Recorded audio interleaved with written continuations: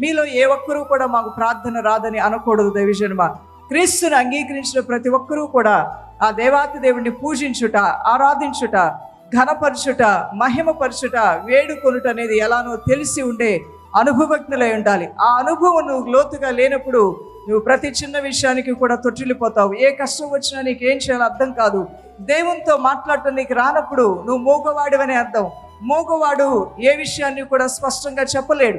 అలానే నీ హృదయంలో ఉన్నదేంటో దేవునితో మాట్లాడాలి అంటే మూగ భాష పనికిరాదు. స్పష్టంగా నీ హృదయాంతరంగం నుంచి నీ యొక్క భావోద్వేగాల్ని, నీ హృదయాంతరంగంలో ఉన్నటువంటి దుఃఖమును, వేదనను, సంతోషమును వ్యక్తపరచగలిగినటువంటి భాష ప్రార్థనా భాషను ఎరిగి ఉండాలి. అది తెలియకపోతే నష్టపోతావు. నీవు పిల్లలకు మార్కులు రాకపోతే నష్టపోతామని గిలగిల్లాడిపోతే తల్లి హృదయం. కానీ పిల్లాడికి 20 సంవత్సరాలు వచ్చిన ప్రార్థన రాకపోతే మాత్రం చింతే ఉండదు అమ్మకి నాన్నకి. ఏముందిలే, వాళ్ళే పెద్దోళ్ళు అయిన తర్వాత నేర్చుకుంటారు.